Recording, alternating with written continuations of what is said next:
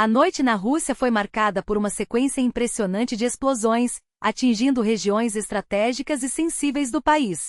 Enquanto isso, uma base aérea crucial foi perdida, e o que mais chama atenção é a reação dos russos. Muitos celebraram a chegada dos drones ucranianos. Mas o que está por trás disso? Vamos revelar os planos secretos que podem definir o futuro da guerra na Ucrânia, o que Washington esconde e por que nem mesmo os aliados tiveram acesso à versão atualizada do documento. Além disso, um encontro sigiloso entre um alto funcionário estrangeiro e Putin levantou suspeitas sobre o que conversaram e por que o assunto foi mantido em absoluto segredo.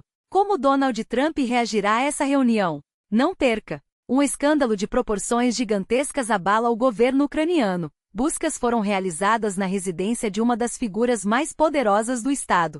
Quem mais está envolvido nesse esquema de corrupção e por que todos parecem manter a calma? Vamos analisar juntos os bastidores dessa crise. Essas e outras notícias urgentes do dia 5 de novembro de 2023 você acompanha aqui, com exclusividade e profundidade. Fique por dentro dos acontecimentos mais relevantes na Rússia, Belarus, Ucrânia e no mundo antes de qualquer outro veículo. Tudo o que você precisa saber para entender o cenário atual. A data das negociações de paz, conhecidas como Rodada de Xangai, finalmente foi divulgada. Esse é o momento em que o relógio começa a contar para o possível fim do conflito. No entanto, nem tudo é tão simples quanto parece. Delegações ucranianas e americanas voltam à mesa para aprimorar o plano discutido em junho, que promete trazer a paz e garantir segurança real a Kiev. Nossa equipe teve acesso a detalhes das conversas com representantes dos Estados Unidos e descobriu quais pontos foram mantidos, quais foram ajustados e como o documento evoluiu para uma versão que, em tese, pavimenta o caminho para a paz.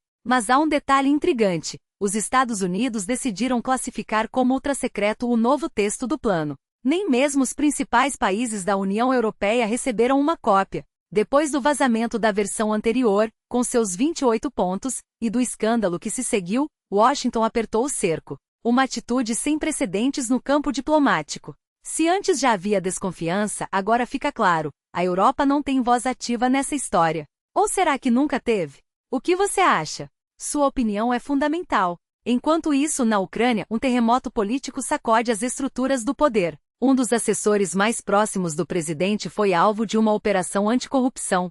Oficialmente não há detalhes, mas as buscas ocorreram na residência de um dos homens mais influentes do país, no coração do distrito governamental de Kiev. Os investigadores tiveram acesso irrestrito ao local, e a defesa garantiu total cooperação. Especula-se que a ação esteja ligada ao chamado Caso Midas, um esquema de desvio de recursos na estatal de energia que já abordamos em edições anteriores. Para refrescar a memória, o Escritório Nacional Anticorrupção da Ucrânia desmantelou uma organização criminosa que durante anos embolsava propinas de fornecedores da Energoatom. Gravações divulgadas revelam conversas entre os envolvidos, mencionando figuras cujas vozes se assemelham às de empresários e ex-funcionários do alto escalão. Entre os suspeitos estão Timur Mendes, cofundador de uma empresa que deixou o país e hoje é procurado, além de ex-conselheiros ministeriais e até um ex-vice-primeiro-ministro, Alexei Chernyshov. O escândalo atingiu em cheio o núcleo do setor energético, levando à demissão de figuras como o ex-ministro da Justiça e o chefe da pasta de energia.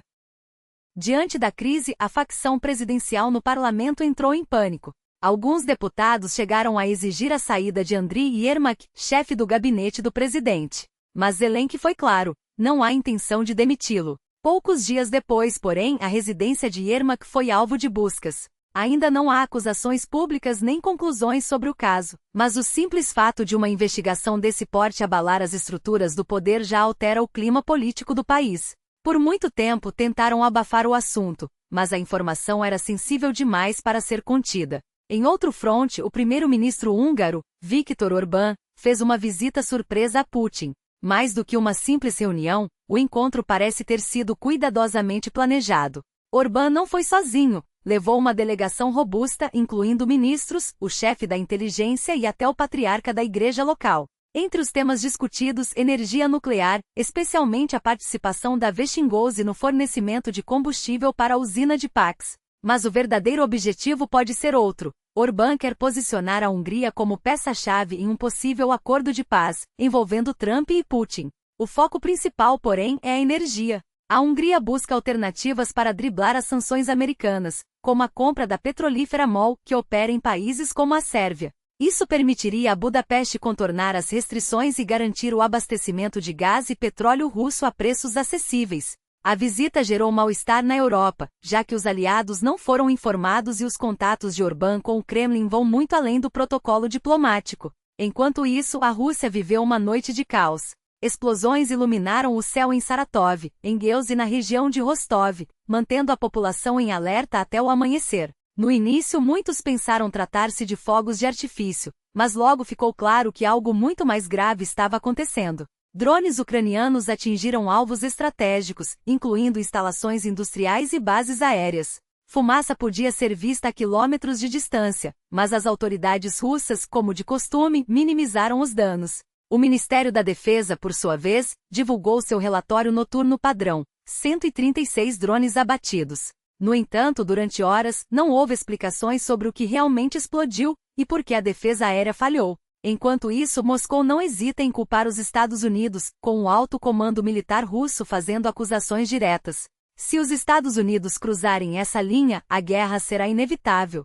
O Ministério da Defesa russo não deixou margem para dúvidas. Qualquer ataque à República receberá uma resposta imediata e devastadora. Enquanto isso, o presidente já deu ordens expressas às forças aéreas para manterem prontidão máxima de combate, exigindo vigilância constante e disposição para defender a soberania a qualquer momento. O ministro da Defesa, Vladimir, foi ainda mais contundente em seu discurso, reagindo às provocações recentes de Donald Trump, declarações que, em Caracas, foram interpretadas como um sinal claro de escalada. Alerta, lealdade e repetição, bradou, em tom de convocação.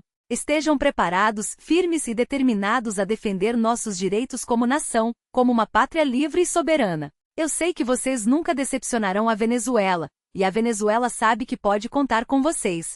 Se a história exigir e se tivermos que nos declarar uma república em guerra, então que o mundo veja como nos erguemos com a bandeira de Simão Bolívar erguida. Nossa única sina será a vitória da nossa dignidade, a vitória da nossa história.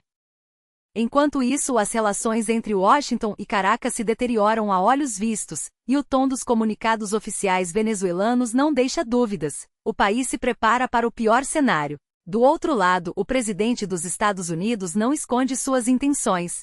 Em um discurso carregado de ameaças, prometeu passar das operações marítimas para ações terrestres, alegando que eles enviam seus criminosos e matam centenas de milhares de pessoas por ano.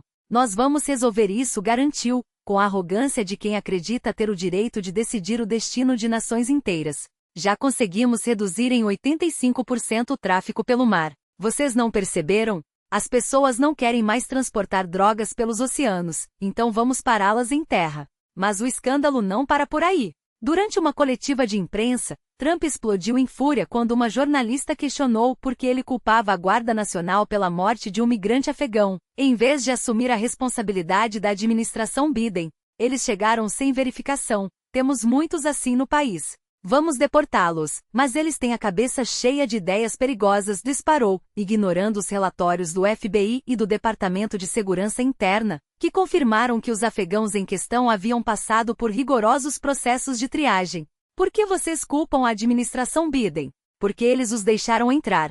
Vociferou antes de atacar a repórter com um insulto pessoal. Você faz esse tipo de pergunta porque é uma pessoa assim. Eles chegaram de avião, junto com milhares de outros que não deveriam estar aqui. E você ainda tem coragem de perguntar? O descontrole não parou por aí. Trump continuou desferindo golpes contra Biden, enquanto a sala de imprensa assistia, atônita, ao espetáculo de desrespeito. O episódio viralizou nas redes, tornando-se o momento mais comentado da coletiva, e não era a primeira vez. Na semana anterior, o ex-presidente havia chamado outra jornalista de porca e dias antes, em suas redes sociais, rotularam uma profissional como horrível por dentro e por fora. Onde está o pacificador, o homem de boa índole que o comitê de novela prometeu? Agradeço por terem acompanhado até aqui. Seu apoio, seus comentários detalhados, seus likes e compartilhamentos são essenciais para que nossa voz alcance mais pessoas. Juntos, somos mais fortes. Por hoje é tudo, até a próxima com notícias que realmente importam.